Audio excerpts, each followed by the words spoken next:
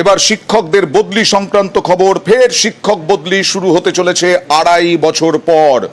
কথা বলবো প্রতিনিধি সোমরাজের সঙ্গে। সোমরাজ, কি প্রক্রিয়ায়, কিভাবে শিক্ষক বদলি? দেখো, দীর্ঘ 2.5 বছর বাদে শিক্ষকদের বদলি প্রক্রিয়া শুরু করতে চলেছে রাজ্য সরকার। 2022 সালের সেপ্টেম্বর মাসের পর থেকে আর বদলি প্রক্রিয়া করেনি রাজ্য। এবারে যেটা বদলি প্রক্রিয়া শুরু করছে সেটা হচ্ছে মিউচুয়াল ট্রান্সফার। রাজ্যে যখন প্রথম শিক্ষকদের বদলি প্রক্রিয়া শুরু হয় তখনই মিউচুয়াল ট্রান্সফারের মাধ্যমেই বদলি প্রক্রিয়া শুরু হয়। এই মিউচুয়াল ট্রান্সফার প্রক্রিয়ায় আপাতত শুরু করছে শিক্ষকদের বদলির জন্য রাজ্য।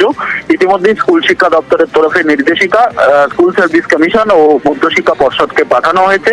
সেখানে জানিয়ে দেওয়া হয়েছে যে এই মিউচুয়াল ট্রান্সফার প্রক্রিয়া আপাতত শুরু করতে উচ্চশ্রী পোর্টালের মাধ্যমে, তবে জেনারেল ট্রান্সফার প্রক্রিয়া আপাতত শুরু হবে না।